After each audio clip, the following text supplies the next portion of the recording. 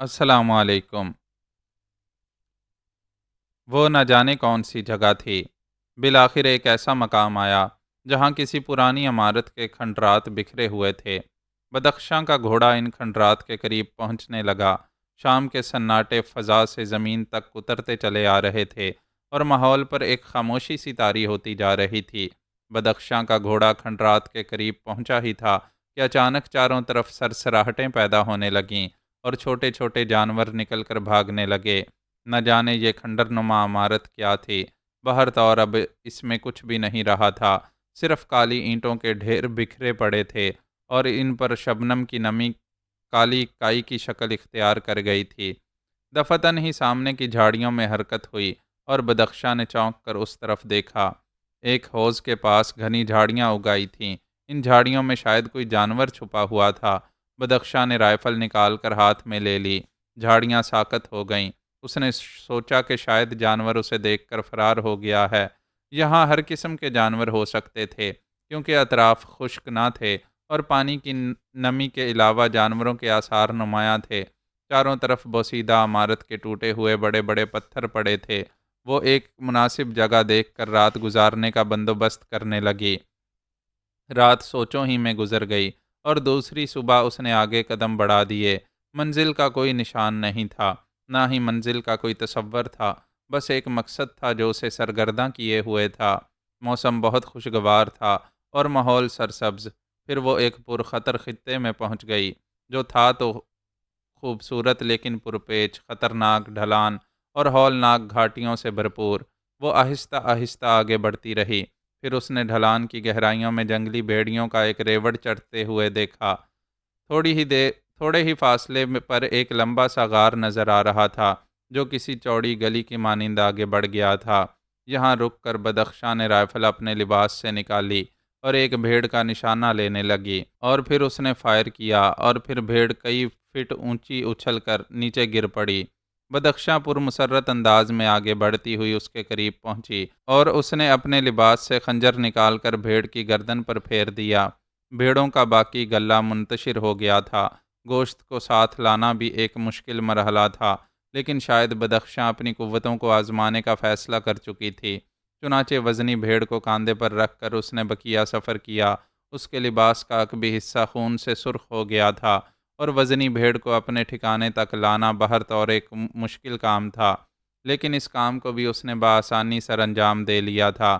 بھنا ہوا بھیڑ کا گوشت دنیا کی لذیذ ترین شے محسوس ہو رہا تھا، لیکن سب سے بڑی بات یہ تھی کہ تمام کارروائی جس انداز میں پایہ تکمیل تک پہنچی تھی، وہ بدخشاں کی ہمتوں کو جلا دے رہی تھی اور وہ اپنے آپ کو اس عام تصور سے بآسانی ہٹاتی جا رہی تھی جو اس کے ذہن میں بچپن ہی سے بیدار کیا گیا تھا۔ بہر طور اس کے آگے کا سفر شروع ہو گیا اور دن اور رات اس سفر میں گزرنے لگے۔ سمتوں کا چونکہ کوئی تعین نہیں کیا گیا تھا، اس لیے ان کا خوف دل سے نکال دینا ہی مناسب تھا۔ پھر اسے پہلی آبادی نظر آئی اور اس نے سکون کی گہری سانس لی۔ کم از کم کسی آبادی میں داخل ہو کر کوئی مناسب فیصلہ تو کیا جا سکتا ہے۔ آبادی میں اس کی آمد کسی خاصی نگاہ سے نہیں دیکھی گئی تھی۔ اس نے بستی کا نام معلوم کیا۔ بہت چھوٹی سی بستی تھی اور پسماندہ بستیوں میں شمار ہوتی تھی۔ وہاں اسے ایک درویش کی حیثیت دی گئی۔ لوگوں نے اس کی خاطر مدارت کی اور مہمان نوازی کا وہ روایتی ثبوت دیا جو ان پہاڑوں کی کہانیوں میں شامل ہوتا ہے۔ یہاں سے اس نے معلومات بھی حاصل کیں اور اسے پتہ چلا کہ یہاں سے تقریباً 4 میل کے فاصلے پر ایک اور بستی آباد ہے جو اس بستی سے کافی بڑی ہے۔ رات کو ایک قہوہ خانے میں بیٹھ کر اس نے قہوہ پیا اور ایک بوڑھے آدمی کو دوست بنا کر اس سے گفتگو کرنے لگی، اور پھر دوران گفتگو اس نے تغرل کا ذکر چھیڑ دیا۔ تغرل کا نام سنتے ہی بوڑھے کے ہاتھوں سے قہوے کا پیالہ چھوٹتے چھوٹتے بچا۔ ہم ہر رات سوتے ہوئے دعا کرتے ہیں کہ منحوس تغرل ادھر سے نہ گزرنے پائے، اور ہماری دعائیں آج تک مقبول ہوتی رہی ہیں۔ وہ کبھی اس سمت نہیں آیا، لیکن اس کی کہانیاں سنانے والے کئی خاندان یہاں آباد ہو چکے ہیں۔ اس میں کوئی شک نہیں کہ یہ خوش بختی کی بات ہے، لیکن کیا آپ نے بستی شہنشاہ کے بارے میں کچھ سنا؟ بستی شہنشاہ کیا ہے؟ بس یوں ہی میرا خیال ہے کہ بستی شہنشاہ نامی کوئی بستی ان پہاڑوں میں آباد ہے۔ بدخشاں کو علم ہو گیا تھا کہ بوڑھا ان حالات کے بارے میں زیادہ نہیں جانتا۔ یہ رات اس نے اس بستی میں گزاری اور اس کے بعد وہاں سے آگے بڑھ گئی۔ بھیڑ کا کافی گوشت اس نے محفوظ کر لیا تھا، جو اس کے لیے خوراک کا کام دے رہا تھا۔ ایک بستی، دوسری بستی، تیسری اور چوتھی، متعدد بستیوں اور ویرانوں سے گزرتی رہی۔ ہر بستی سے وہ اگلی بستی کے بارے میں پوچھتی اور آگے بڑھ جاتی۔ اس بار جس بستی میں اس نے قیام کیا تھا وہ بہت بڑی اور وسیع آبادی پر مشتمل تھی۔ ایک بہت بڑے قہوہ خانے کے سامنے برگد کے پیڑ کے نیچے اس نے بسیرا کیا اور اپنے گھوڑے کی لگامیں برگد کی شاخ سے باندھ کر قہوہ خانے کی جانب بڑھ گئی۔ خوشحال لوگوں کی آبادی معلوم ہوتی تھی۔ قہوہ خانے میں داخل ہوئی تو کچھ نگاہوں نے اس کا جائزہ لیا، لیکن اس سفر کے دوران بدخشاں کا حلیہ بالکل ہی تبدیل ہو چکا تھا۔ اس کا چہرہ موسم کے سرد گرم کو جھیلتا رہا تھا اور اس پر گرد کی تہیں جم گئی تھیں۔ اس کی آنکھوں میں ایک عجیب سی کیفیت پیدا ہو گئی تھی اور خوبصورت بال بڑی سی بالوں والی ٹوپی میں چھپ کر اس طرح جم گئے تھے کہ اب ان کا بکھر جانا بھی ممکن نہ تھا۔ نسوانیت کے نشانات کو بھاری لباس سے چھپا رکھا تھا اور وہ زیادہ سے زیادہ ایک نوعمر لڑکا معلوم دکھائی دیتی تھی، جس کی آواز پر کوئی شک نہیں کیا جا سکتا تھا۔ چنانچہ اسے کوئی دقت پیش نہیں آ رہی تھی۔ اس قہوہ خانے میں اسے ایک فائدہ ہوا۔ کچھ لوگ شیر کوہ کے بارے میں گفتگو کر رہے تھے، وہ خود بھی ان کے ساتھ گفتگو میں شریک ہو گئی۔ شیر کوہ کا تذکرہ کرتے ہوئے زارق خان اور راول خان وغیرہ پر تبصرہ بھی کیا جا رہا تھا۔ بدخشاں پوری طرح اس میں دلچسپی لینے لگی۔ اس نے کچھ ایسے جملے بھی کہے جس سے وہ لوگ اس کی جانب متوجہ ہو گئے۔ ایک بوڑھے شخص نے اس کی بات پر اعتراض کرتے ہوئے کہا، بچے ہو تم، ان باتوں کو کیا جانو؟ بس یوں سمجھ لو کہ زارق خان کی موت کے بعد شیر کوہ پر جو تباہی کے بادل منڈلائے وہ آج تک دور نہیں ہو سکے۔ ایک اتنا منظم قبیلہ ایسے برے برے حادثات کا شکار ہوا کہ اس کی شکل ہی بگڑ کر رہ گئی۔ زارق خان کے دور میں یہ قبیلہ بہت ہی معزز اور باعزت سمجھا جاتا تھا، مگر اس کے بعد شیر کوہ یہاں سے کتنے فاصلے پر ہے بابا جی؟ اس نے اس شخص سے پوچھا۔ کہاں، زیادہ فاصلہ کہاں ہے اس بستی سے؟ باہر بالکل سید کے راستے میں چلے جاؤ، آگے ایک پہاڑی سلسلہ شروع ہوتا ہے، وہ شیر کوہ ہی کا سلسلہ ہے۔ اس پہاڑی سلسلے کو عبور کرو گے تو سونا آبشار نظر آ جائے گا، اس کے پاس ہی شیر کوہ واقع ہے، اور اب تو اس کی وسعتیں بہت پھیل گئی ہیں۔ بدبخت انگریز عورت نے شیر کوہ کی شکل ہی بگاڑ دی تھی، مگر اب کچھ بہتری ہوئی ہے۔ اس کا نیا سردار شکن خان ایک بے ضرر سا آدمی ہے۔ بدخشاں کے ذہن میں عجیب و غریب تصورات ابھرنے لگے اور اس نے ان تمام احساسات کو سینے میں ہی دبا لیا۔ شیر کوہ جانے کا خیال اس کے ذہن میں جڑ پکڑنے لگا تھا۔ ہو سکتا ہے شیر کوہ پہنچ کر خوش بخت یا تغرل کے بارے میں کچھ معلومات حاصل ہو جائیں۔ چنانچہ اس بستی میں اس نے زیادہ وقت قیام نہ کیا اور دوسرے دن صبح سورج نکلنے سے پہلے ہی اس نے رخت سفر باندھا اور بوڑھے کے بتائے ہوئے راستے پر شیر کوہ کی جانب چل پڑی۔ وہ پہاڑی سلسلہ دور سے نظر آنے لگا تھا جس کے بارے میں بوڑھے نے اسے بتایا تھا۔ بدخشاں اسی جانب چل پڑی اور سورج ڈھلان کی سمت روانہ ہوا تو بدخشاں آبشار کے پاس تھی۔ اس وسیع و عریض آبشار سے بہت سی انوکھی کہانیاں وابستہ تھیں۔ یہاں سے شیر کوہ کی آبادی بھی صاف نظر آ جاتی تھی۔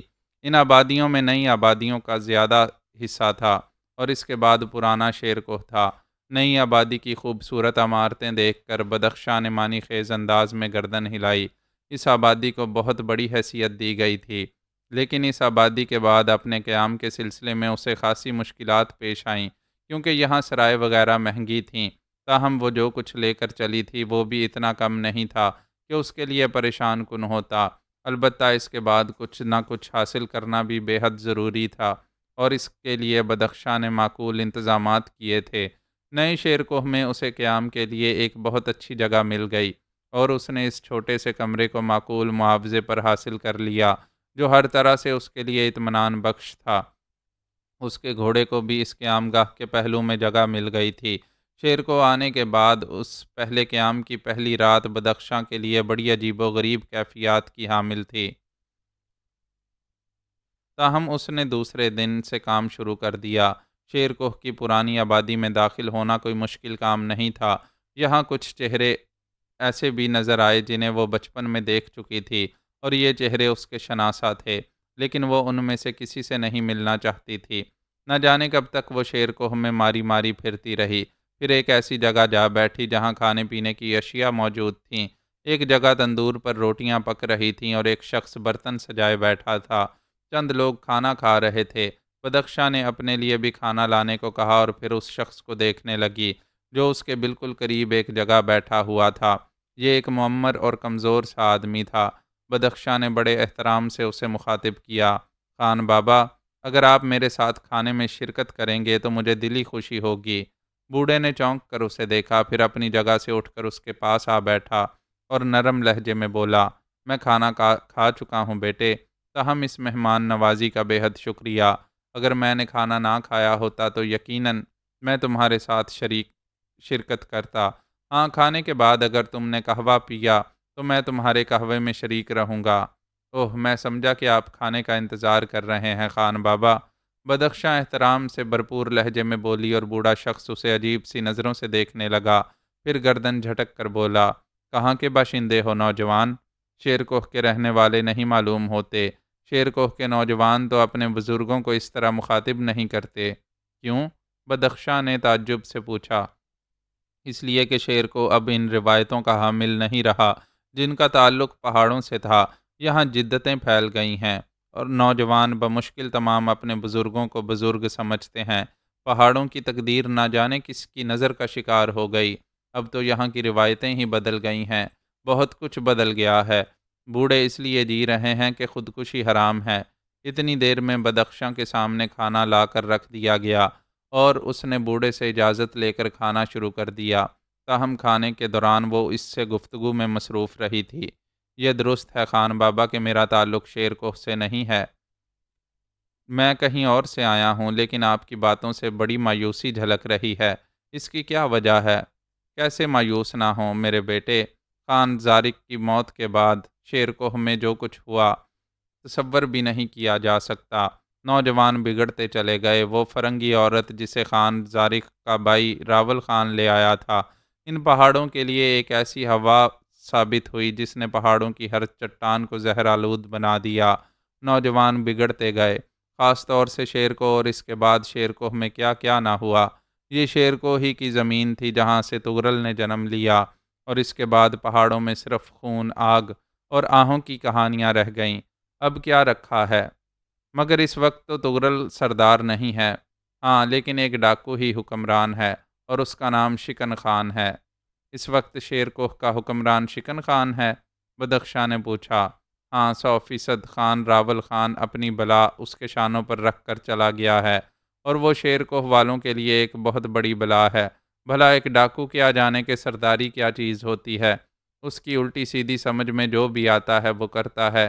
کبھی یہاں جدتوں کا راج ہو جاتا ہے، اور کبھی جب اسے خیال آتا ہے کہ وہ ایک شریف آدمی بننے کی کوشش کر رہا ہے تو حالات بدل جاتے ہیں، لیکن وقتی طور پر، اور اب تو نوجوان اس کی بات بھی سننے کے لیے تیار نہیں ہے۔ شکن خان بس گاڑی دھکیل رہا ہے، اور تغرل خان؟ بدخشاں مطلب پر آ گئی۔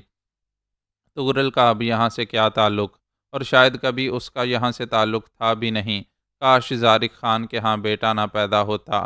تغرل کے ساتھ بھی عجیب عجیب واقعات پیش آئے ہیں۔ خان بابا، آپ کی معلومات تو مجھے بہت زیادہ معلوم ہوتی ہیں۔ آپ کو یہ ساری باتیں کیسے معلوم ہو گئیں؟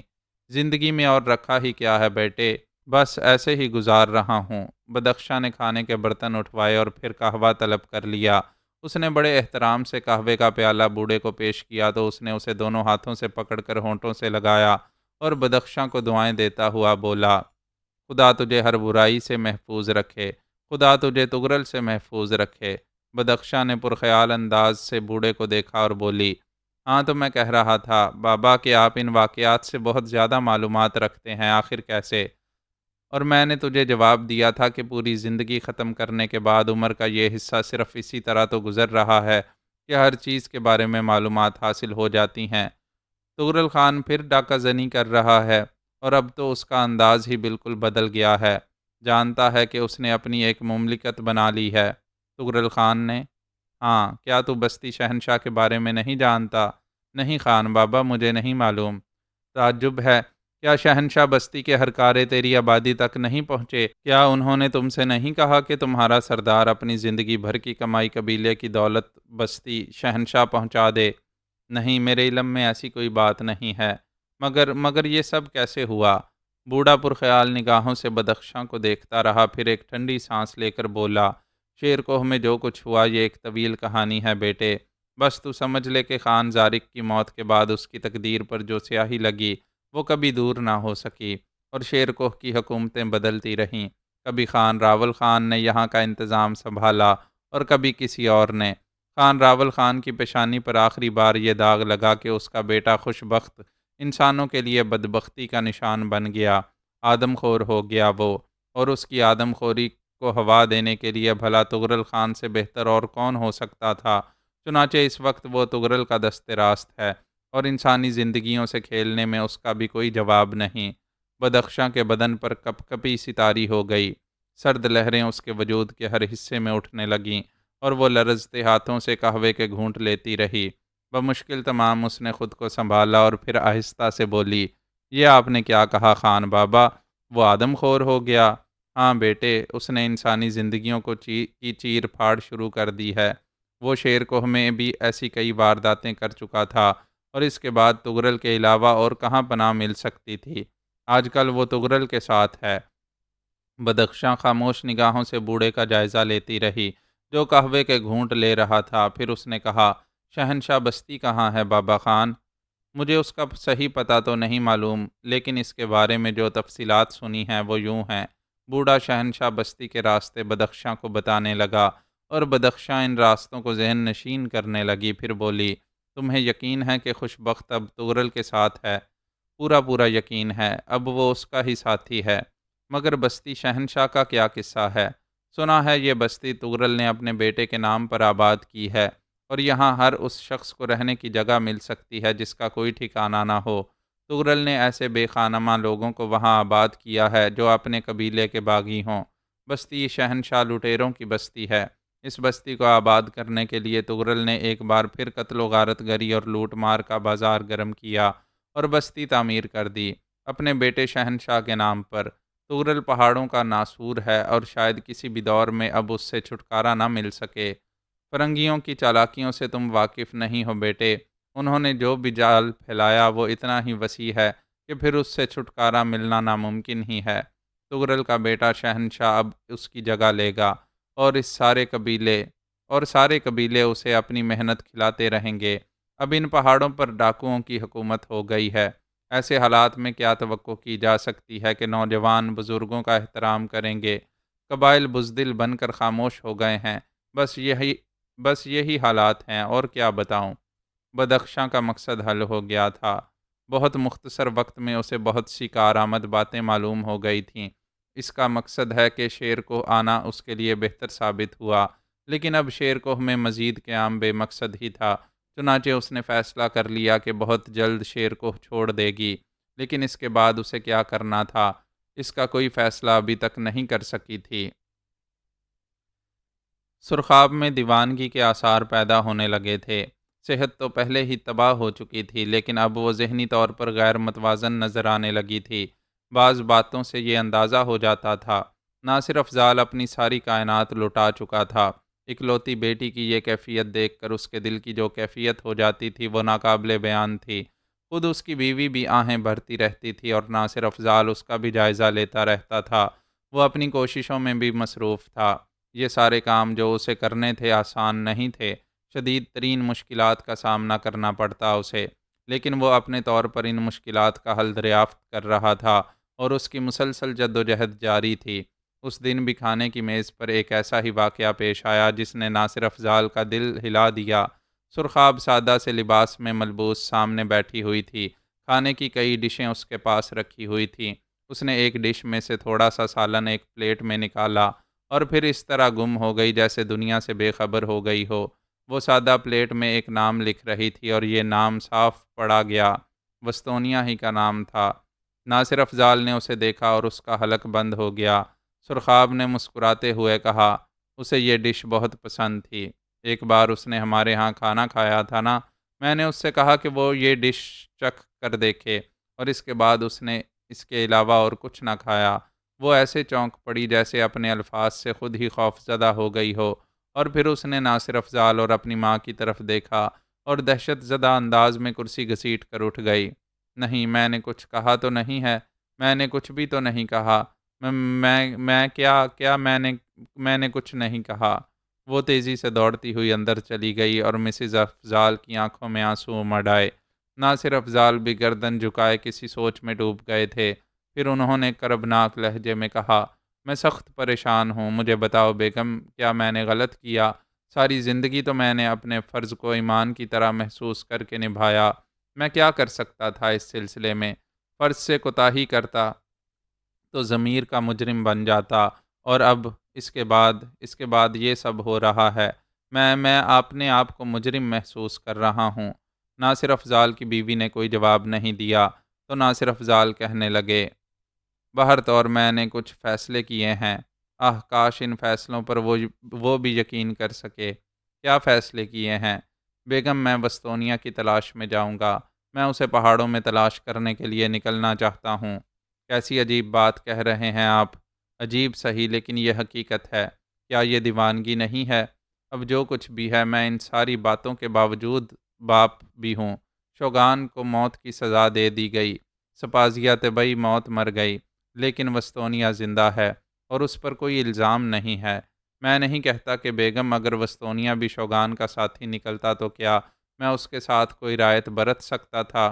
ممکن نہیں تھا۔ یہ شکر ہے کہ وہ ایسا نہیں ہے۔ ہم اسے تلاش کریں گے، ہم اسے ضرور تلاش کریں گے۔ کیا پہاڑوں میں بھٹکتے پھرو گے؟ بیوی نے پوچھا۔ ہاں، میں نے ایک فرض کی ادائیگی خوش اسلوبی سے کی ہے، تو اولاد کے فرض کی ادائیگی بھی خوش اسلوبی سے کرنا چاہتا ہوں۔ ہمیں تو اس کے بارے میں کچھ معلوم بھی نہیں، اور اگر وہ مل بھی جائے تو اس سے کیا ہوگا؟ اگر وہ ہمیں معاف کر سکتا تو یہاں سے نہ جاتا وہ۔ تم ایسے لوگوں کو نہیں جانتی۔ میرے ذہن میں ایک تصور ہے، اور اگر وہ تصور درست نکلا تو یوں سمجھو ہماری الجھن دور ہو سکتی ہے۔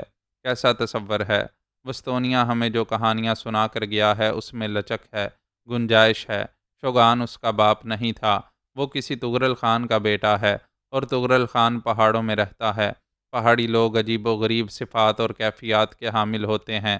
اگر ہم اس تک پہنچ جائیں تو اس بات کے امکانات ہیں کہ وستونیا ہمارا میزبان بن جائے۔ یہ لوگ مہمانوں کے لیے زندگی قربان کر دیتے ہیں۔ ہم اگر اس کے سامنے دستے سوال دراز کریں گے تو ایک میزبان کی حیثیت سے وہ کبھی انکار نہیں کرے گا۔ بیگم، میں سرخاب کی زندگی کھونا نہیں چاہتا، میں اسے زندہ رکھنا چاہتا ہوں، اور اب اس کے علاوہ اور کوئی طریقہ کار نہیں ہے کہ میں خود اسے لے کر وستونیا کے پاس پہنچوں اور اپنا فرض پورا کر دوں۔ عجیب سوچ ہے آپ کی، دنیا سے منفرد اور انوکھی، اور انتہائی انوکھی۔ ہاں ہے، بہرطور میں اس کے لیے تیاریاں کر رہا ہوں۔ تمہیں بھی تیار رہنا چاہیے۔ ناصر افضال کی بیوی خاموش ہو گئی۔ سرخاب کو ان معاملات کے بارے میں کچھ نہیں معلوم تھا، لیکن ناصر افضال کی بیوی نے اس کے کمرے میں پہنچ کر اس سے اس موضوع پر گفتگو کی۔ سرخاب بیٹے، آج تم نے کھانا بھی نہیں کھایا؟ جی ممی، آئی ایم سوری، دراصل مجھے بھوک نہیں تھی، اور پھر اس وقت مجھ سے کچھ حماقت ہو گئی تھی۔ نہیں بیٹی، تم اسے حماقت کیوں تصور کرتی ہو؟ میں سمجھی نہیں ممی۔ ایک تصور تمہارے ذہن میں تھا، اس تصور کا ایک وجود ہے، تو پھر اسے حماقت کیسے کہا جا سکتا ہے؟ سرخاب نے بڑے درد بھرے انداز میں اپنی ماں کو دیکھا، اور ایک بار پھر ناصر افضال کی بیوی رو پڑی۔ تمہارے دل کی کیفیت میں سمجھتی ہوں بیٹی، میں تمہارے دل کا حال جانتی ہوں، لیکن اب جو ہونا تھا ہو گیا، اور اب تمہارے والد اپنی غلطی کا ازالہ کرنے کی تیاریاں کر رہے ہیں۔ غلطی؟ سرخاب نے نگاہیں اٹھا کر ماں کو دیکھا۔ ہاں، لیکن جو کچھ انہوں نے کیا وہ ان کی ڈیوٹی تھی، اور اب وہ تمہارے لیے کچھ کرنا چاہتے ہیں۔ کیا کرنا چاہتے ہیں وہ میرے لیے؟ وستونیا کی تلاش۔ کیا مطلب؟ سرخاب نے پوچھا۔ ہم لوگ وستونیا کی تلاش کے لیے نکل رہے ہیں۔ تمہاری صحت بھی بہتر ہو جائے گی، اور اس کے بعد جب وستونیا ہمیں مل جائے گا تو ہم تم دونوں کی شادی کر دیں گے۔ سرخاب کے ہونٹوں پر پھیکی سی مسکراہٹ پھیل گئی۔ اس نے کہا، ماں، تم نے اسے کبھی نہیں پہچانا، تم لوگ اسے جان ہی نہیں سکے وہ کیا تھا۔ یہ بہت عرصے میں مجھے معلوم ہو سکا۔ تم چند لمحات میں اسے جاننے کا دعویٰ کیسے کر سکتے ہو؟ مطلب نہیں سمجھی میں تمہارا بیٹی۔ اگر وہ مل بھی گیا تو اپنے باپ کے قاتل کو وہ کبھی اپنا عزیز بنانا پسند نہیں کرے گا۔ نہیں، ایسی بات نہیں ہے سرخاب، اس میں ایک اور صفت بھی ہے، وہ یہ کہ وہ ایک بااصول نوجوان ہے۔ پہاڑوں کی روایتوں کے بارے میں تم کچھ نہیں جانتی۔ وہ یقینی طور پر تمہیں دیکھنے کے بعد جب تمہارے آنے کا مطلب سمجھے گا، اس کے اندر لچک پیدا ہو جائے گی۔ تمہیں حوصلہ رکھنا چاہیے۔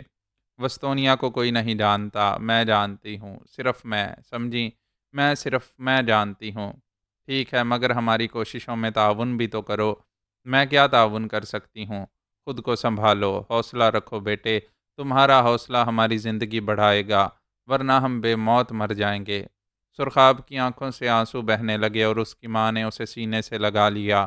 سرخاب آہستہ آہستہ کہہ رہی تھی، وہ بہت اچھا انسان تھا ماں، بہت ہی اچھا انسان۔ وہ بہت ہی حیرت انگیز صلاحیتوں کا مالک تھا، بڑا انوکھا، مگر اس نے ہمیں قتل کیوں نہیں کر دیا؟ وہ تو میری طرف سے بھی بدظن تھا۔ ایک نہ ایک دن ہم اسے حقائق سے روشناس کرا کر ہی دم لیں گے۔ تم بالکل بے فکر رہو۔ ناصر افضال کی بیوی نے بیٹی کے آنسو خشک کرتے ہوئے کہا۔ ادھر ناصر افضال بدستور اپنی تیاریوں میں مصروف تھا۔ سب سے پہلا کام اس نے یہ کیا کہ اپنی ملازمت کو خیرآباد کہہ دیا۔ اس نے ریٹائرمنٹ لے لی تھی۔ ابرار خان ایک چھوٹی سی بستی کا معمولی سا انسان تھا، لیکن وزیر خان سے اس نے جو گفتگو کی تھی وہ غیر معمولی تھی، اور اس معمولی سے آدمی کی جدوجہد نے قبائل میں ایک بیداری پیدا کر دی تھی۔ مختلف ٹولیاں تغرل کا پیغام بستی بستی پہنچا رہی تھیں، لیکن جن جن ٹولیوں کو یہ بات معلوم ہو چکی تھی، وہ در پردہ دوسرا پیغام بھی اس قبیلے کے سردار کو دیتی تھیں۔ بستی ربابیہ کے سردار شہباز خان کی آتش مزاجی کے قصے دور دور تک مشہور تھے، لیکن جب اس نے تغرل کا دوبارہ غلغلہ اٹھتا ہوا سنا تو وہ برداشت نہ کر سکا اور اپنے طور پر تیاریاں کرنے لگا۔ پھر جیسے ہی اسے ابرار خان کی آمد کی اطلاع ملی، اس نے فوراً اسے طلب کر لیا۔ شہباز خان، میں اس وقت کسی بستی کا قاصد نہیں ہوں، بلکہ بدنصیبی نے مجھے تغرل کا قاصد بنا کر بھیجا ہے۔ شہباز خان چونک پڑا۔ اس نے متعجبانہ نگاہوں سے ان لوگوں کو دیکھا اور بولا، تو کیا تمہاری بستی پر اب تغرل کی حکمرانی ہے؟ نہیں، ہمارا سردار حسب معمول بستی کا سردار ہے، لیکن پہاڑوں کی بدبختی نے کسے عزت دار رہنے دیا ہے؟ ہماری آبرو تو تغرل کے ہاتھوں میں ہے، ہماری زندگی اس کی مرہون منت ہے، اور ہم کسی کے رحم و کرم پر جی رہے ہیں۔ سردار شہباز خان، مگر تم تغرل کے پیغام بر کیسے بن گئے؟ اس کی تفصیل شاید آپ تک نہ پہنچی ہو سردار شہباز خان۔ تغرل، جیسا کہ شاید آپ کے علم میں ہو، کہ ایک بار پھر انسانی زندگیوں کو کیڑوں مکوڑوں کی طرح ختم کر رہا ہے، اور آگ اور دھوئیں میں لپٹی ہوئی بستیاں اس کے نام کے ساتھ غم و اندوہ میں ڈوب جاتی ہیں۔ ہماری بستی ہی نہیں بلکہ بے شمار دوسری بستیوں پر تغرل نے حملہ کیا اور ان بستیوں کے رہنے والوں کو ایک جگہ جمع کیا۔ ان کا مال و اسباب وسیع و عریض میدانوں میں انبار کر دیا گیا، اور اس کے بعد تغرل خان نے ایک انوکھی بات کہی۔ وہ کیا بات تھی؟ اس نے کہا کہ نہ صرف یہ مال و اسباب ہمیں واپس مل سکتا ہے، بلکہ ہماری زندگیوں کو اب ہمیشہ تحفظ حاصل ہو جائے گا۔ اس کے نتیجے میں ہمیں جو کام کرنا ہے وہ یہ ہوگا کہ ہم اپنے کافی آدمی 8 افراد کی ٹولیوں میں تقسیم کر کے بستی بستی بھیج دیے جائیں اور قبیلوں کو تغرل کا پیغام دیا جائے۔ وہ پیغام کیا ہے؟ شہباز خان نے پوچھا۔ اپنے اثاثے، اپنے خزانے، اپنے مال و اسباب بستی شہنشاہ کے لیے وقف کر دو۔ جو کچھ تمہارے پاس قیمتی اشیاء کے طور پر موجود ہے، وہ شہنشاہ بستی میں اس وقت پہاڑوں کے شہنشاہ کے قدموں پر نثار کر دو، جب اس کی رسم تاج پوشی ہو۔ اس طرح تمہاری بقا ممکن ہے۔ تمہاری دولت تمہاری زندگی کی ضمانت ہے، ورنہ کیا؟ شہباز خان نے حیرت سے پوچھا۔ ورنہ پہاڑوں سے ان بستیوں کا وجود ختم کر دیا جائے گا جو سرکش ہوں گی۔ صرف وہ جئیں گے جو خود کو شہنشاہ کا محکوم سمجھیں گے۔ شہنشاہ کا محکوم؟ ہاں، تغرل خان کے بیٹے شہنشاہ کا محکوم۔ اوہ، تم یہ پیغام لے کر بستی بستی گھوم رہے ہو؟ شہباز خان نے سرد لہجے میں سوال کیا۔ صرف میں ہی نہیں خان شہباز خان، بلکہ کئی بستیوں نے بہتری اسی میں سمجھی کہ تغرل خان کا حکم مان لیا جائے اور اسے اپنا دشمن نہ بنایا جائے۔ وہ سب اسی کام میں مصروف ہیں، اور بے شمار ٹولیاں پہاڑوں میں گردش کر رہی ہیں۔ خدا کی قسم میں جانتا ہوں، مجھے معلوم ہے، لیکن معزز بزرگ، کیا تم لوگوں نے خوش دلی سے ان کے احکامات کو قبول کر لیا؟ وہ جو موت کا مزہ چکھ رہے تھے اس کے علاوہ اور کیا کرتے؟ کاش کاش سب مشترکہ طور پر اس موت کا مقابلہ کرنے کے لیے تیار ہو جائیں۔ قاصد کے چہرے پر عجیب سے تاثرات پھیل گئے۔ پھر اس نے خشک ہونٹوں پر زبان پھیر کر کہا، اس کے علاوہ ایک اور پیغام بھی ہے شہباز خان جو میں تمہیں دینا چاہتا ہوں۔ وہ کیا ہے اور کس کی جانب سے ہے؟ پیغام یہ ہے کہ تمام سردار ایک دوسرے سے رابطہ قائم کریں اور اس نئی بستی کے بارے میں فیصلہ کریں۔ اس کی وجہ یہ ہے کہ وقت کافی ہے، اور اگر ابتدا میں اس مسئلے کو حل نہ کیا گیا تو ہماری آنے والی نسلیں ہمیں معاف نہیں کریں گی۔ اس لیے ہمارے لیے ضروری ہے کہ ہم سب باہم مل کر کوئی حل نکالیں۔ غرض اس طرح مختلف بستیوں کے سرداروں نے یہ طے کر لیا کہ وہ کسی طور بھی تغرل کے حکم کی تعمیل نہیں کریں گے اور ہر حال میں اس کی مزاحمت کریں گے۔ چنانچہ اس سلسلے میں پہلے اجلاس کا مرحلہ آ گیا، اور اس مرحلے کے لیے ایک بالکل ہی غیر متعلق جگہ کا انتخاب کیا گیا ہے، جو پہاڑوں میں ایک ایسی جگہ واقع تھی جہاں بہت ہی محفوظ پہاڑ بکھرے ہوئے تھے اور ان کے درمیان وسیع اور ریز غار موجود تھے۔ سردار اپنے دو دو ساتھیوں کے ساتھ ان غاروں تک پہنچنا شروع ہو گئے تھے، اور غاروں میں کافی چہل پہل ہو گئی تھی۔ وہاں تمام انتظامات مشترکہ جرگوں نے سنبھالے ہوئے تھے، اور سرداروں کی کافی تعداد وہاں پہنچ گئی تھی۔ یہ سردار انتہائی دور دراز کے علاقوں کے بھی تھے اور قریب قریب کی بستیوں کے بھی۔ بہرطور سب نے اس سلسلے میں دلچسپی لی تھی، اور ان سرداروں میں وہ جانے پہچانے سردار بھی موجود تھے، جیسے خانم شیرماہ، خانم شہبانو وغیرہ وغیرہ۔ غرض یہ کہ یہاں پہنچ کر سب لوگوں نے اپنے اپنے موقف کے سلسلے میں اپنا لائحہ عمل تیار کر لیا تھا، اور پھر وہ وقت آ گیا جب تمام سرداروں کی وہاں موجودگی کا اعلان کر دیا گیا، اور ایک شام اس لکدک سلسلہ کوہ میں بکھرے ہوئے وسیع و عریض غار میں تمام انتظامات کے بعد قبیلے کے جرگوں کے سرداروں کا اجلاس شروع ہو گیا۔ یہ اجلاس پہاڑوں میں ایک نئی تحریک کا حامل تھا، کیونکہ اس سے قبل اتنے قبائلی سردار کسی بڑے سے بڑے مسئلے پر بھی یہاں جمع نہ ہوئے تھے۔ باہر تحفظ کا تمام بندوبست کر دیا گیا تھا، اور انتہائی کڑی نگرانی ہو رہی تھی۔ پھر ان سرداروں میں ایسے معزز بزرگوں کا انتخاب کیا گیا جو طویل عرصے سے سرداری کے فرائض انجام دے رہے تھے اور انتہائی نیک نام حیثیتوں کے مالک تھے۔ ان سب کے سپرد اس اجلاس کی صدارت کی گئی تھی۔ پھر اس اجلاس کا آغاز ہوا۔ ابتدائی کارروائیوں کے بعد ایک سردار نے کھڑے ہو کر کہا، میں تفصیل میں نہیں جاؤں گا کہ کس نے کیا کیا، یہ سب ہی جانتے ہیں۔ مسئلہ اس وقت شہنشاہ بستی کا ہے جو ہماری ہی لوٹی ہوئی دولت کے ذریعے پہاڑوں کے ایک حصے میں آباد ہو گئی ہے، اور اب یہ بستی خوف کی بستی کہلاتی ہے، اور یہاں کے تمام پہاڑوں کی تقدیر پر تباہی نازل کرنے کے منصوبے بنائے گئے ہیں۔ میں مختصر الفاظ میں سرداروں سے یہ کہنا چاہتا ہوں کہ وادی شیربانہ میں ادا کی جانے والی خراج کی اس رسم کو منسوخ نہیں کر سکا تھا۔ اگر تغرل خان اپنے طور پر ہی شکست نہ کھا جاتا اور اس کے اپنے آدمی ہی غداری نہ کرتے تو شاید یہ رسم آج بھی چل رہی ہوتی اور ہم شیربانہ میں خراج ادا کر رہے ہوتے۔ بعد میں جو کچھ بھی ہوا وہ ایک وقفہ تھا، اور اس وقفے کے بعد تغرل ایک بار پھر تازہ قوت کے ساتھ ان پہاڑوں پر حملہ آور ہوا ہے، اور یہی نہیں بلکہ اب اس کا بیٹا شہنشاہ بھی منظر عام پر آ رہا ہے۔ باپ ختم ہو گیا تو اس کے بعد اس کا بیٹا منصب سنبھالے گا، اور وہ کس حد تک شیطان نکلے گا یہ اللہ ہی جانتا ہے۔ میں صرف یہ کہنا چاہتا ہوں کہ اس بار بھی اگر ہم نے اس روایتی بزدلی کا مظاہرہ کیا تو پھر ہمارے فنا ہو جانے میں کوئی کسر نہیں رہ جائے گی۔ ہم سے اس وقت ہماری بستیوں کے خزانے مانگے گئے ہیں، وہ اجناس اور مال و اسباب مانگا گیا ہے جو ہم نے صدیوں کے بعد جمع کیا ہے۔ اس کی ادائیگی کے لیے ہمیں بستی شہنشاہ کا رخ کرنا ہوگا اور شہنشاہ کی اطاعت قبول کرنا ہوگی۔ کیا یہ ہمارے لیے جائز ہے؟ ہرگز نہیں۔ چاروں طرف سے آوازیں ابھریں تو پھر ایک ہی فیصلہ کیا جا سکتا ہے کہ مر جائیں یا مار دیں، لیکن اس شہنشاہ بستی کی اطاعت قبول نہ کریں۔ ہم میں سے ہر شخص اس بات کے لیے متحد ہے اور ہم یہی کرنا چاہتے ہیں۔ موت یا زندگی دونوں میں سے ایک کا فیصلہ اسی مشکل میں ممکن ہے کہ ہم شہنشاہ بستی کی اطاعت قبول نہ کریں۔ معزز سرداروں میں سے کوئی ایسا شخص جو اس سلسلے میں انحراف کرتا ہو؟ اس شخص نے چاروں طرف دیکھتے ہوئے سوال کیا۔ تمام سردار خاموش بیٹھے رہے۔ اس کا مطلب یہ ہے کہ اس بار متحدہ طور پر شہنشاہ بستی اور تغرل کے خلاف محاذ تیار کر لیا گیا ہے، اور میں سمجھتا ہوں کہ جب بھی ہم متحد ہو جائیں ہمارے مقاصد کی تکمیل کے راستوں میں رکاوٹ پیدا نہیں ہو سکتی۔ میں نے اس تحریک کا آغاز کر دیا ہے، اب معزز سردار اپنے اپنے مشورے پیش کریں گے۔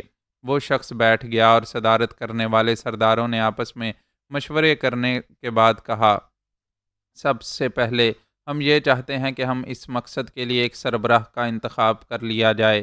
ہم سب اس کی اطاعت کریں گے، اس کے فیصلے آخری فیصلے ہوں گے۔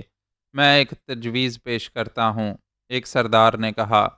شیر کوہ کا شکن خان اس سلسلے میں سب سے موزوں انسان ہے، کیونکہ وہ تغرل کا ساتھی رہ چکا ہے، اسے قریب سے جانتا ہے، وہ ہماری بہتر رہنمائی کر سکتا ہے۔ میں اپنا سارا خاندان کھو چکا ہوں، بزرگوں مجھے معاف کر دو، یہی تمہارا انتقام بھی ہوگا شکن خان۔ ہمارے خیال میں یہ مناسب بھی ہے شکن خان، ہم تمہارا نام ہی تجویز کرتے ہیں۔ دوسرے سرداروں نے کہا، یہ بہت خطرناک کام ہے، ہم سب تمہارے معاون ہیں۔ سرداروں نے کہا۔ دوسرے سردار اس تجویز پر مسکرا رہے تھے، وہ جانتے تھے کہ چور کی چوکی داری کہاں کام آ سکتی ہے، چنانچہ سب اس پر متفق ہو گئے تھے۔ تب شکن خان نے کہا، بہتر ہے اگر تم لوگ مجھے اس قابل سمجھتے ہو تو میں تیار ہوں، لیکن مجھے تمہاری بھرپور مدد درکار ہوگی۔ کوئی ایسا کام مناسب نہ ہوگا جو خطرناک ہو، تم سب کو اس کا تجربہ ہے۔ کون سے تجربے کی بات کرتے ہو؟ وادی شیربانہ میں جب قیادت کی کوشش کی گئی تھی تو کیا نتیجہ نکلا تھا، یاد ہے؟ ہاں، مگر اس کا اعادہ نہ ہوگا۔ میں بس اس طرف توجہ دلانا چاہتا ہوں۔ ہم سب تمہاری ہدایت پر عمل کریں گے شکن خان۔ ابھی کافی وقت ہے، ہم لوگ دوبارہ بھی اسی جگہ ملاقات کریں گے اور اپنے اپنے فیصلوں سے ایک دوسرے کو آگاہ کریں گے۔ اس دوران سب لوگ ایسی بہتر ترکیبیں سوچتے رہیں گے جن سے ہم تغرل خان کو زیر کر سکیں، اور ان ترکیبوں سے تمہیں آگاہ کرتے رہیں گے شکن خان۔ 100% دوسروں نے تائید کی، اور اس کے بعد یہ اجلاس برخاست ہو گیا۔ بدخشاں کے جنون میں کوئی کمی نہیں آئی تھی۔ گھر چھوڑا تھا، شیر کو آئی تھی اور یہاں سے بستی شہنشاہ کے بارے میں معلومات حاصل کر کے اس کی تلاش میں چل پڑی تھی۔ راستوں کا علم نہ تھا اور زندگی کا کوئی تجربہ نہ تھا، بس سر میں سودا سمایا تھا اور وہی اسے سرگرداں کیے ہوئے تھا۔ رفتہ رفتہ گھر کا خیال دل سے نکل چکا تھا، سب کو بھول گئی، بس وہ سب بھولے بسرے خواب تھے۔ بعض اوقات تو یہ بھی بھول جاتی تھی کہ کس مقصد سے نکلی ہے۔ صورت شکل بالکل بگڑ چکی تھی، ایک انوکھی کرختگی ابھر آئی تھی، کھانے پینے کا ہوش نہیں تھا، جو مل گیا کھا لیا۔ جانوروں کی کھال بدن پر لاد رکھی تھی اور یہ وفاشوار جانور اس کا بھرپور ساتھ دے رہے تھے۔ شکار مل جاتا تو شکار کر لیتی، لیکن اسے اب تک شہنشاہ بستی کا تو کوئی نشان نہ ملا، البتہ بھٹکتی ہوئی نہ جانے کہاں سے کہاں نکل آئی۔ یہ رات بھی جس علاقے میں ہوئی تھی وہ ایک بھیانک علاقہ تھا۔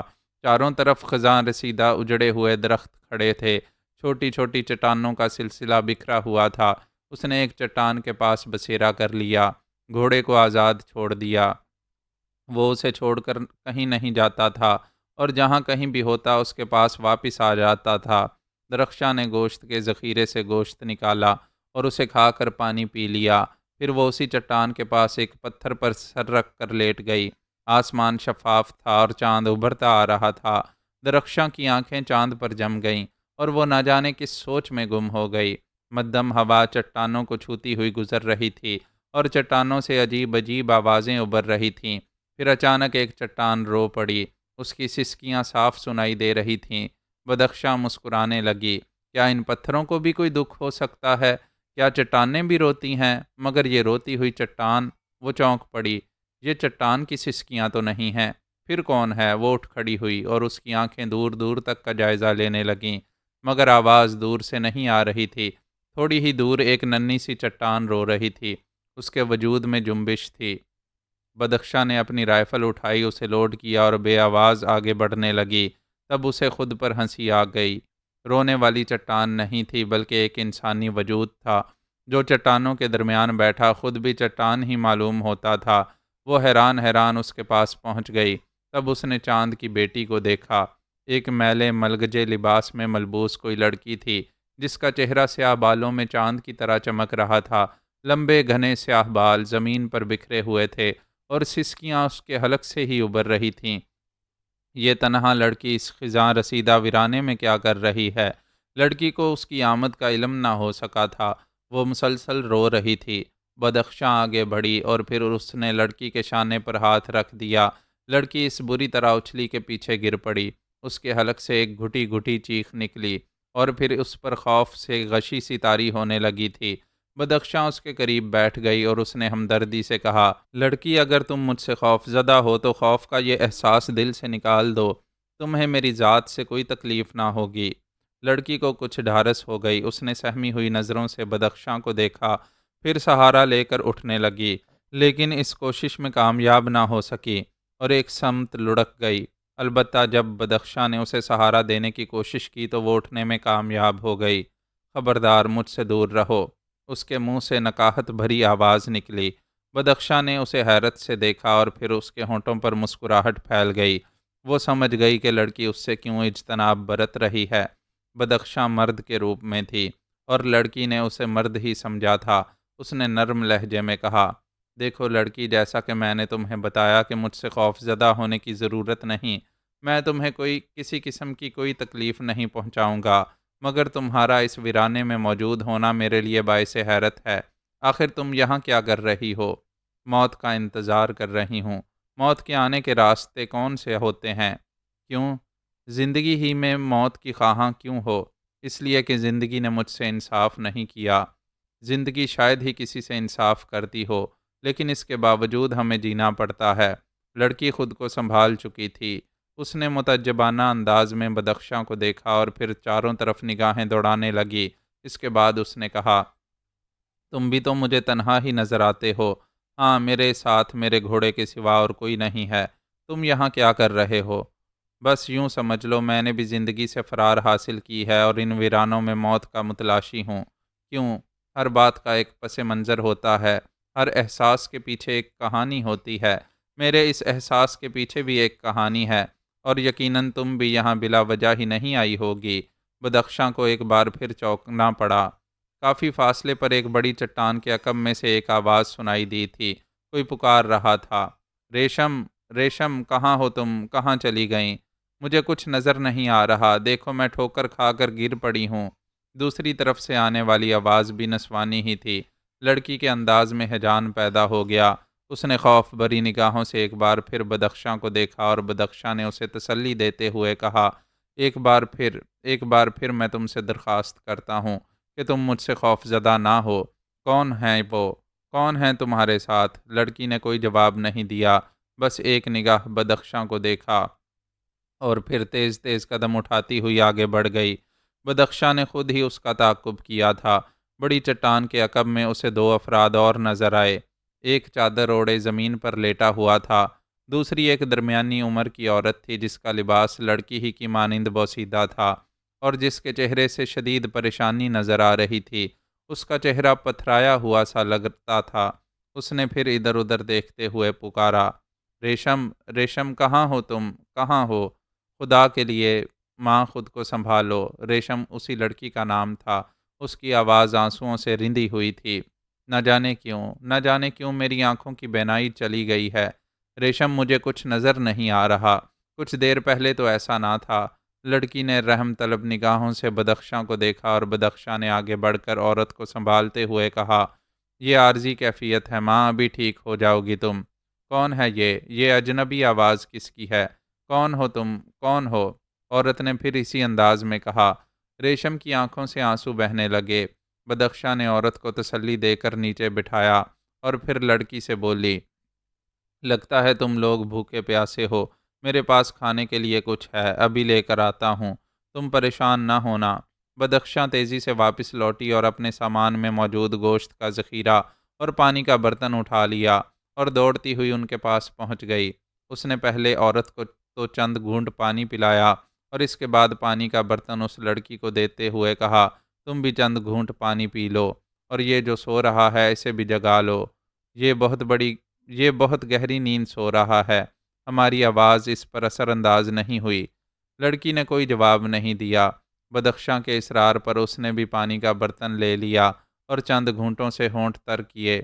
عورت کہنے لگی، تمہارے پاس کچھ کھانے کو ہے اجنبی؟ اگر ہے تو مجھے دو، شاید میری بینائی بھوک پیاس کی وجہ سے گم ہو گئی ہے۔ بدخشاں نے اسے گوشت کے چند ٹکڑے دیے اور عورت جانوروں کی طرح یہ گوشت کھانے لگی۔ لڑکی بدستور آنسو بہا رہی تھی۔ تب بدخشاں خود ہی سوئے ہوئے شخص کے پاس پہنچی اور لڑکی نے ہیجانی انداز میں کہا، نہیں نہیں، اسے نہ چھونا، یہ بے ہوش ہے۔ بدخشاں نے گردن گھما کر ریشم کو دیکھا، پھر آہستہ سے بولی، کون ہے یہ؟ میرا بھائی ازل شاہ، لڑکی نے جواب دیا۔ یہ بے ہوش کیوں ہے؟ زخمی ہے یہ، اسے 3 گولیاں لگی ہیں۔ بدخشاں متحیرانہ نگاہوں سے لڑکی کو دیکھنے لگی، پھر اس نے گوشت کا ایک ٹکڑا اسے دیتے ہوئے کہا، لو تم بھی پیٹ کی آگ بجھاؤ، اس کے بعد ہم اس کے بارے میں سوچیں گے۔ بھائی ہے یہ تمہارا، اگر اجازت دو تو میں اس کا چہرہ دیکھ لوں۔ وہ ہوش میں آ جائے گا تو جانوروں کی طرح چیخے گا، اسے شدید تکلیف ہے۔ بدخشاں پرخیال انداز میں گردن ہلاتی رہی، پھر اس نے ادھر ادھر دیکھ کر کچھ فیصلہ کیا، پھر آہستہ سے بولی، گولیاں اس کے جسم میں کہاں کہاں پہ وسط ہیں، تم یہ گوشت کھا لو، یہ بہت ضروری ہے۔ ریشم ہے نا تمہارا نام؟ ہاں، لڑکی نے گردن ہلائی۔ ہم تھوڑی سی توانائی حاصل کر کے بہت کام کر سکتے ہیں۔ تم پر جو مصیبت ٹوٹی ہے مجھے اس کا اندازہ بخوبی ہو گیا ہے۔ اب تم یوں کرو کہ یہ تھوڑا سا گوشت کھا لو اور تھوڑا سا پانی پی لو۔ ماں آپ بھی یہ گوشت کھا لیجئے، آپ لوگ فکر نہ کریں، میں آپ کا ساتھی ہوں، آپ کو میرے ہاتھوں کوئی تکلیف نہ پہنچے گی۔ براہ کرم آپ اپنے آپ کو سنبھالنے کی کوشش کیجئے۔ لڑکی آنسو بہاتے ہوئے گوشت کا ٹکڑا چبانے لگی، جو بہت لذیذ اور بہتر تھا۔ اس کے بعد بدخشاں نے اسے پانی کے چند گھونٹ پلائے اور پھر آہستہ سے بولی، تم نے بتایا نہیں گولیاں اس کے کہاں کہاں پہ وسط ہیں؟ گولیاں اس کے دونوں شانوں پر لگی ہیں اور ایک گولی اس کی ران میں پیوست ہے۔ کیا تم ہمت کر سکتی ہو کہ ہم اس کے جسم سے گولیاں نکال دیں؟ میں؟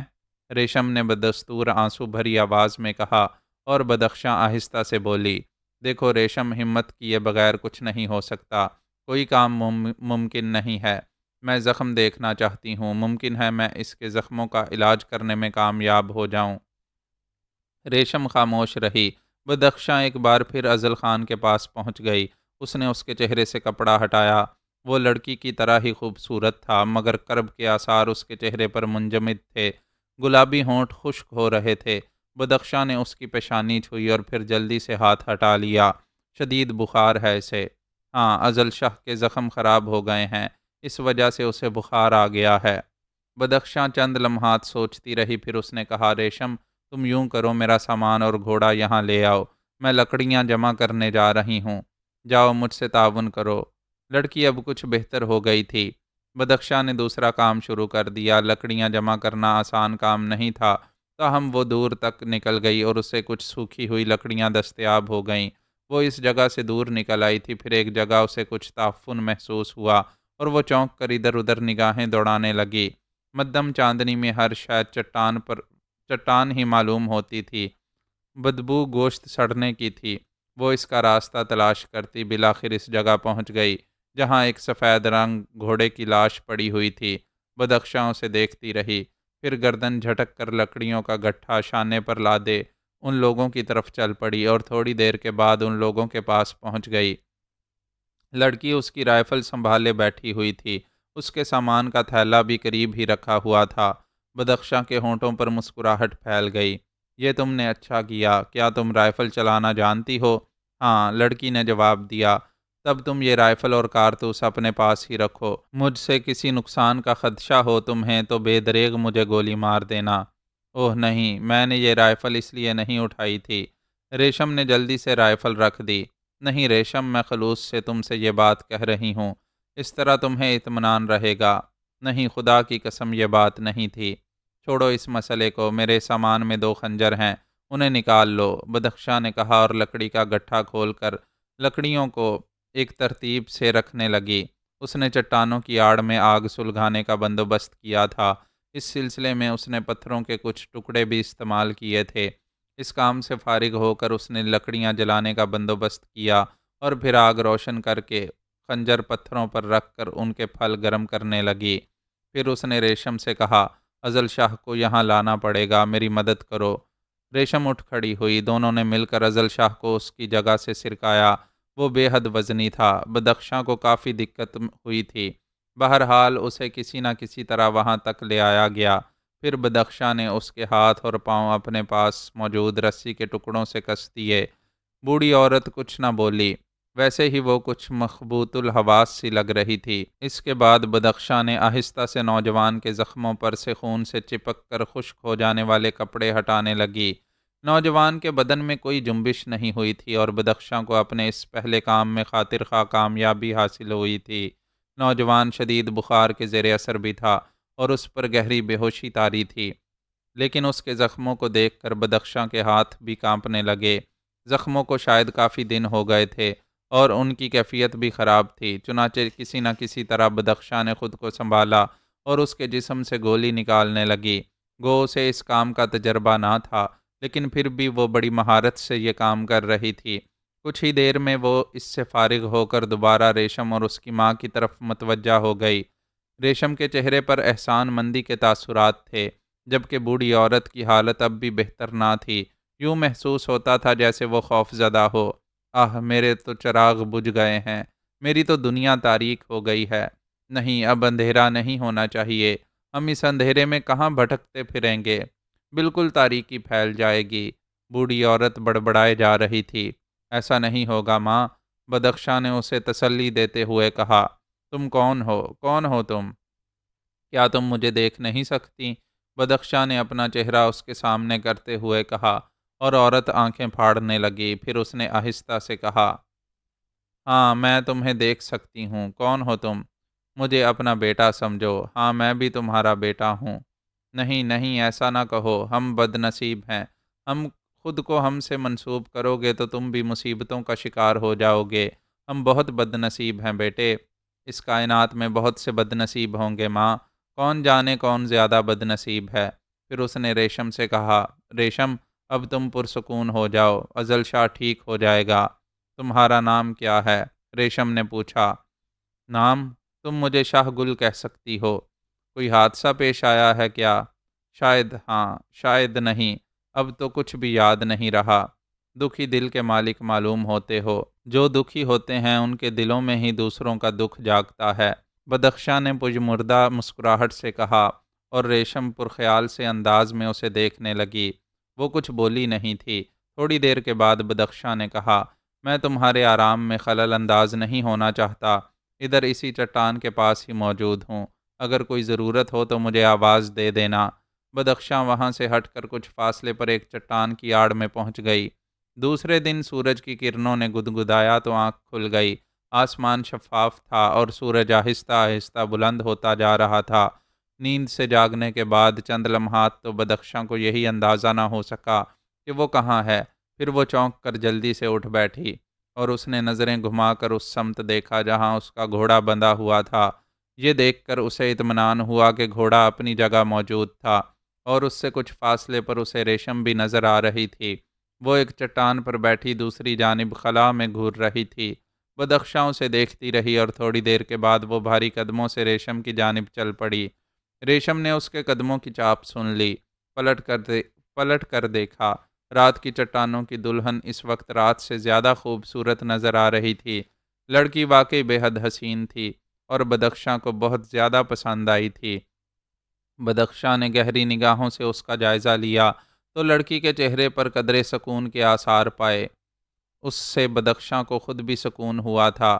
لڑکی اسے دیکھ کر جلدی سے چٹان سے نیچے کود پڑی اور پھر خوشی کے انداز میں بولی، تم جاگ گئے گلشاہ؟ شاہ گل، بدخشاں نے مسکراتے ہوئے تصحیح کی۔ تمہارا بھائی کیسا ہے؟ بدخشاں نے پوچھا۔ اس کا بخار اتر گیا ہے اور وہ ہوش میں آ گیا ہے، لیکن آنکھیں بند کیے لیٹا ہوا ہے۔ ماں سے کچھ باتیں کی تھیں، اس نے کہا ہے کہ زخموں کو کافی آرام ہے۔ بدخشاں کے ہونٹوں پر مسکراہٹ پھیل گئی۔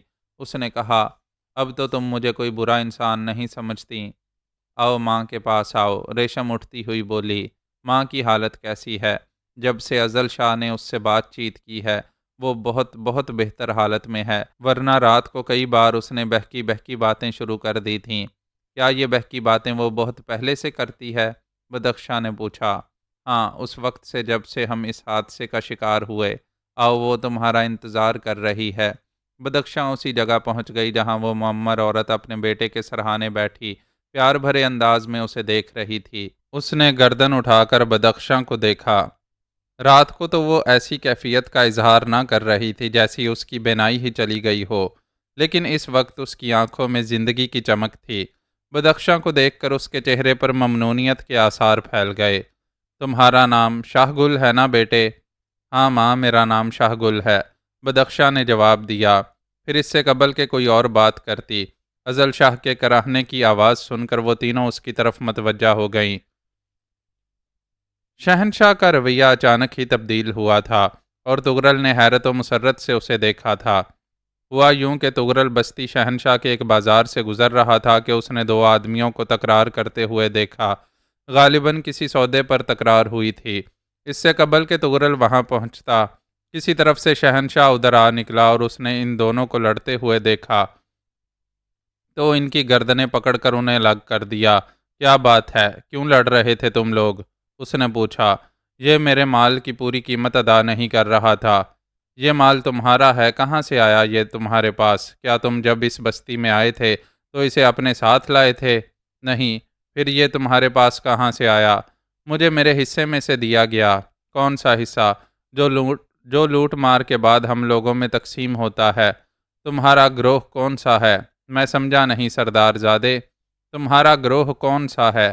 میں تغرل خان کے گروہ سے تعلق رکھتا ہوں۔ اور یہ کون ہے؟ یہ بھی ہمارا ساتھی ہے، اس کا تعلق بھی تغرل خان کے گروہ سے ہے۔ تو پھر مال تمہارا کہاں ہوا؟ مگر سردار زادے، طریقہ کار یہی ہے کہ ہمیں جو مال دیا جاتا ہے وہ ہماری ملکیت ہوتا ہے، اور ہم اس ملکیت کا تبادلہ اسی طرح کر لیا کرتے ہیں۔ جو شے جس کی ضرورت ہوتی ہے اسے مل جاتی ہے، بعد میں وہ اپنی دوسری ضرورت پوری کرنے کے لیے اگر چاہے تو کسی سے اس کا تبادلہ کر سکتا ہے۔ یہ طریقہ کار غلط ہے۔ شہنشاہ بستی میری ہے، میں اس بستی کا ہونے والا سردار ہوں۔ اگر کوئی ناقص طریقہ کار اختیار کر لیا گیا ہے تو میں اسے منسوخ کرتا ہوں۔ تغرل شہنشاہ کے پیچھے ہی کھڑا ہوا تھا۔ اس نے شہنشاہ کو مخاطب کرتے ہوئے کہا، تم اس سلسلے میں کیا فیصلے کرتے ہو شہنشاہ؟ شہنشاہ نے پلٹ کر تغرل کو دیکھا جیسے اس کی آمد سے ناواقف ہو۔ پھر اس نے کہا، معزز سردار میرے باپ بابا خان، میں اس طریقہ کار سے انحراف کرتا ہوں۔ ان میں سے کسی کو یہ حق نہیں ہونا چاہیے کہ وہ تغرل کی لوٹی ہوئی دولت کو اپنی ملکیت سمجھ لے۔ کل یہ لوگ اس ملکیت پر بھی اپنا دعویٰ کرنے لگیں گے۔ پھر یہ بستی، شہنشاہ بستی کہاں سے ہوئی؟ تغرل کے ہونٹوں پر مسرت بری مسکراہٹ پھیل گئی۔ پھر اس نے کہا، تو تم اس قانون میں کوئی ترمیم کرنا چاہتے ہو؟ ہاں بابا خان، اس بستی میں رہنے والا ہر شخص تغرل خان کا محکوم ہونا چاہیے۔ اس بستی میں موجود ایک ایک چیز تغرل خان کی ملکیت بننی چاہیے اور اس کا کوئی دعوے دار نہ ہو۔ لوٹ مار سے جو کچھ ہمیں حاصل ہو وہ سردار کا حق ہے، اور ان لوگوں کو ایسی ذخیرہ گاہوں سے ضرورت کی اشیاء ملیں جو تغرل خان کی طرف سے قائم کی گئی ہوں۔ کیا تم کل کا دن بھول گئے بابا خان، جب تمہارے ساتھیوں نے تم سے غداری کی؟ یہ انہیں دی ہوئی مرات ہی تھیں جنہوں نے انہیں تم سے سرکشی پر آمادہ کیا۔ ہر شخص تمہارے قدموں تلے ہونا چاہیے، ورنہ پھر یہ لوگ دوبارہ بغاوت کریں گے۔ ان کی سرکشی ناقابل برداشت ہوگی تغرل خان۔ واہ، اگر تم ایسا کوئی قانون نافذ کرنا چاہتے ہو شہنشاہ، تو بھلا تمہیں روکنے والا کون ہے؟ بابا خان، آپ نے شہنشاہ بستی آباد کرنے کے لیے ہر شخص کو اجازت دے دی۔ یہاں آ کر آباد ہونے والے لوگوں میں ایسے لوگوں کی تعداد زیادہ ہے جو کچھ کرنے کے قابل نہیں ہیں، اور انہوں نے یہاں پناہ حاصل کر لی ہے۔ آخر ہمیں ان سے کیا فائدہ؟ ہمیں ایسے لوگ درکار ہیں بابا خان جو جنگجو ہوں، جن کے اپنے اندر کوئی صلاحیت ہو اور اس صلاحیت کی بنا پر انہیں یہاں رہنے کی اجازت دی جائے، ورنہ جب ہمیں اپنی ضرورت کے لیے افرادی قوت درکار ہوگی تو کیا ان ناکارہ لوگوں کو سامنے لا کر ہم شکست سے دوچار نہ ہوں گے؟ تغرل خان کا قہقہا بلند ہوا اور اس نے کہا، او شہنشاہ، تو تو بڑا زیرک نکلا۔ آخر سوچنا شروع کر دیا تو نے شہنشاہ بستی کے بارے میں؟ بابا خان، جب یہ بستی تم میرے حوالے کرنے کا ارادہ رکھتے ہو تو پھر اس سے منہ موڑنا میرے لیے کیسے ممکن ہو سکتا ہے؟ یہ تیری ہے میری جان، میں نے اسے تیرے لیے ہی تو بسایا ہے۔ سنو، جتنے لوگ یہاں موجود ہو سن لو، بستی میں تغرل خان کے تمام قوانین منسوخ کیے جاتے ہیں۔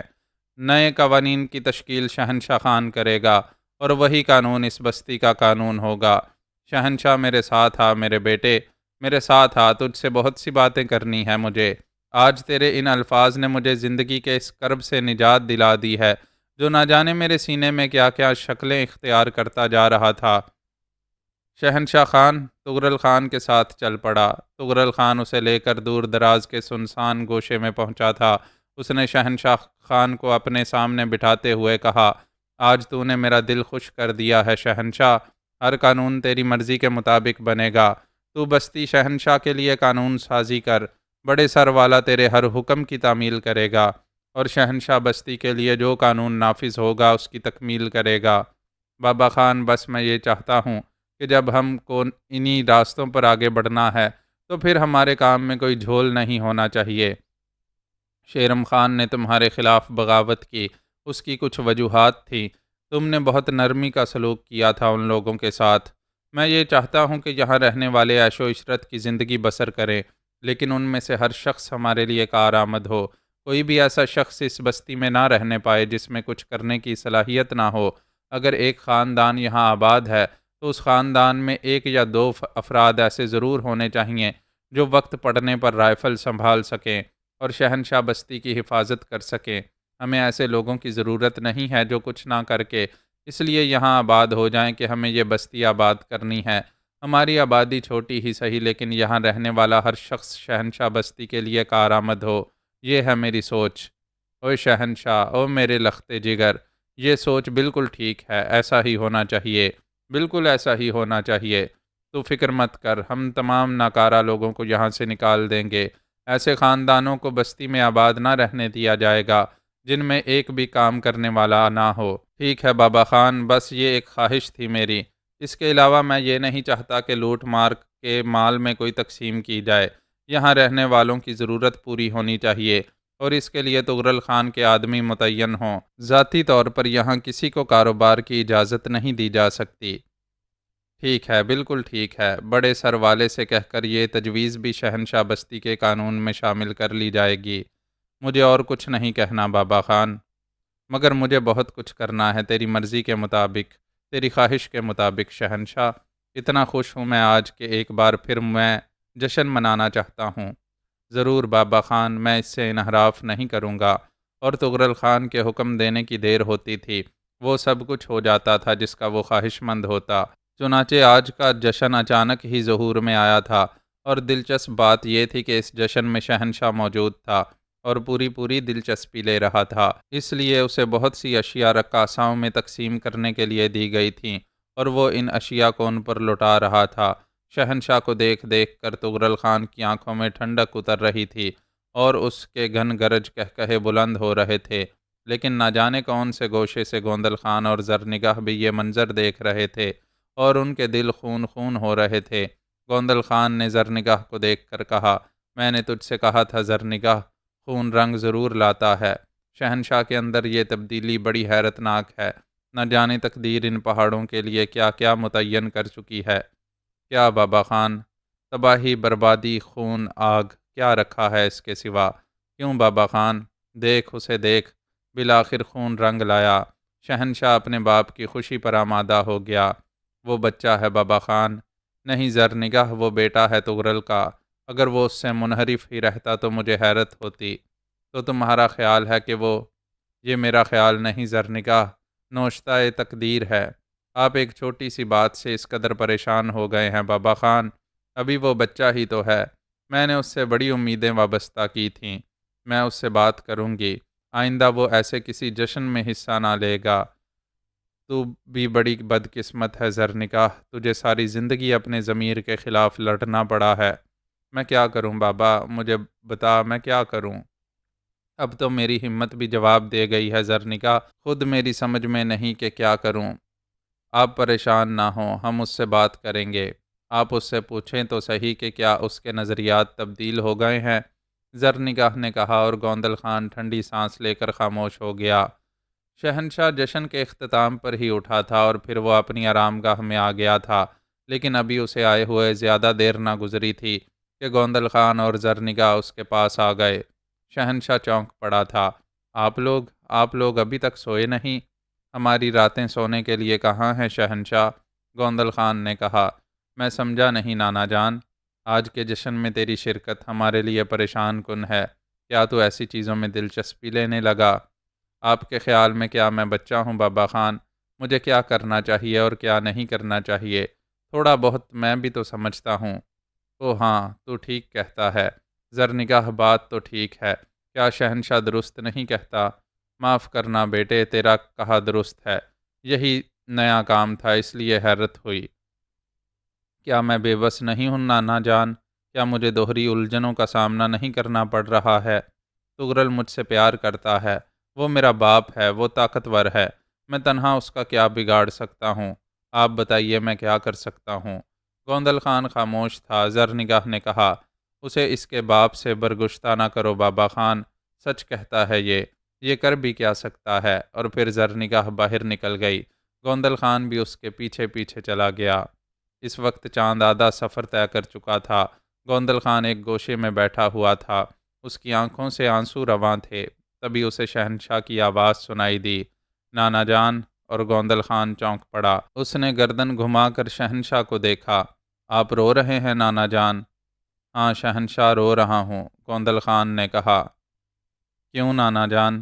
روشنی مانگ رہا ہوں، پہاڑوں کی کالی تقدیر کے لیے، ہو سکتا ہے مجھے روشنی مل جائے۔ میری بات سے آپ کو صدمہ ہوا نانا جان؟ ہاں بیٹے، تیرے افکار میرے لیے روشنی کی کرن بنے تھے، مگر یہ روشنی بھی ٹمٹما کر بجھ گئی۔ میری ماں نانا جان، آپ کی بیٹی، پہاڑوں کی بیٹی، کسی دور میں کوئی کہانی اس سے منسوب ہوگی۔ اب وہ تغرل خان کی بیوی ہے، اور بابا گوندل خان، جب میں نے منافقت کا لبادہ اوڑھ لیا ہے تو پھر مجھے اپنی ماں سے بھی منافقت کرنا ہوگی، ہر اس شخص سے منافقت کرنا ہوگی جس کا تھوڑا سا تعلق بھی تغرل سے ہے۔ منافقت؟ گوندل خان نے کہا، میرے وہ الفاظ زرنگاہ کو دھوکہ دینے کے لیے تھے بابا خان، اور میرا جو رویہ تغرل سے بدلا ہے وہ بھی منافقت پر مبنی ہے۔ میں سمجھا نہیں شہنشاہ۔ بابا خان، میں تمہیں اپنی کہانی سنا چکا ہوں، اتنی جتنی مناسب تھی۔ اس کہانی کے کچھ حصے باقی ہیں، ان میں سے ایک حصہ اور سناتا ہوں۔ نانا جان، شوگان نے میرے لیے بحری قزاق کی خیر بات کہہ دی اور شہری زندگی اپنا لی۔ وہاں وہ ایک تاجر کی حیثیت سے زندگی بسر کرنے لگا۔ مجھے اس نے تعلیم حاصل کرنے کے لیے اسکول اور پھر کالج اور پھر یونیورسٹی تک پہنچایا۔ کالج کی زندگی میں میری ملاقات ایک لڑکی سے ہوئی جس سے مجھے محبت ہو گئی۔ بابا خان، اس لڑکی سے میری شادی طے ہو گئی۔ اس کا باپ ایک پولیس افسر تھا، ایک بااصول اور دیانتدار پولیس افسر۔ وہ اپنی بیٹی کی شادی مجھ سے بخوشی کرنا چاہتا تھا، لیکن اسے علم ہو گیا کہ میرا باپ بحری قزاق ہے، اور اس نے اپنے مفادات فرض پر قربان کر دیے۔ اس نے شوگان کو گرفتار کر کے پھانسی کے تختے تک پہنچایا، اور جب میں نے اسے شوگان کی موت کی سزا دینا چاہی تو وہ خوشی سے جان دینے پر تیار ہو گیا۔ اس نے کہا کہ اسے اپنا فرض عزیز ہے، صرف فرض، وہ اس کے لیے بخوشی موت قبول کرتا ہے۔ اس نے مجھے ایک یقین دیا نانا جان، اور میں یہ نہیں دہرانا چاہتا ہوں۔ کیسے بیٹے؟ نانا جان، تغرل خان میرا باپ ہے، لیکن وہ ہزاروں انسانوں کا قاتل ہے۔ وہ مستقبل میں بھی ہزاروں انسانوں کی زندگی کے لیے خطرہ ہے۔ کیا میں اس خطرے کو صرف اس لیے انسانوں کے لیے چھوڑ دوں کہ وہ میرا باپ ہے، میرے مفادات کا خواہاں؟ بابا خان، بابا خان، وہ طاقتور ہے، وہ زبردست ہے، اور میں طاقت سے اس کا مقابلہ نہیں کر سکتا۔ میں جانتا ہوں کہ اس کے مقابلے کے لیے میرے پاس کوئی قوت نہیں ہے۔ وہ مجھ سے محبت کرتا ہے، مگر میں نے اسے سمجھانے کی ہر کوشش میں ناکامی کا سامنا کیا ہے۔ میں جانتا ہوں کہ وہ میرے انحراف سے برگشتہ ہو کر مجھ سے نفرت بھی کر سکتا ہے۔ ناصر افضال کے دیے ہوئے سبق کو یاد کرتے ہوئے میں نے اس سے اپنے تمام رشتے ختم کر دیے ہیں، جس طرح اس نے شوگان سے سارے رشتے ختم کر دیے تھے اور اپنی قربانی دینے پر آمادہ ہو گیا تھا۔ بابا خان، اب میں اس سے ذہنی جنگ کر کے مقابلہ کرنا چاہتا ہوں، اور میں نے اس کا آغاز کر دیا ہے۔ کیسے؟ گوندل خان نے بے اختیار پوچھا۔ اس سے تعاون کر کے، جشن میں حصہ لے کر۔ اب میں اس کی خواہشات کے مطابق بننا چاہتا ہوں تاکہ وہ مجھ سے دھوکہ کھا جائے۔ اس کے بعد کیا ہوگا؟ اس کا زوال، اس بستی کی تباہی۔ پہلے اس بستی میں اس کے اور میرے خلاف نفرتیں پھیلیں گی، اور وہ ان لوگوں کو ختم کرے گا جو میرے دشمن ہوں گے، اور اس کے بعد جب وہ کمزور ہو جائے گا تو میں اسے ختم کر دوں گا۔ بابا خان، ماں میرے اس منصوبے میں میرا ساتھ نہ دے سکے گی۔ اس لیے میں نے اس کے سامنے اپنا مدعا ظاہر نہ کیا تھا۔ میں نے منافقت شروع کی ہے بابا خان، اور یہ ضروری ہے۔ گوندل خان بے اختیار اپنی جگہ سے اٹھا اور شہنشاہ سے لپٹ گیا۔ وہ زار و قطار روتے ہوئے کہہ رہا تھا، میرے معبود، اس قبولیت کا شکریہ، تیرا شکر ہے میرے معبود، تیرا شکر ہے۔ معزز ناظرین و سامعین، لائک، کمنٹس اور شیئر ضرور کریں، شکریہ۔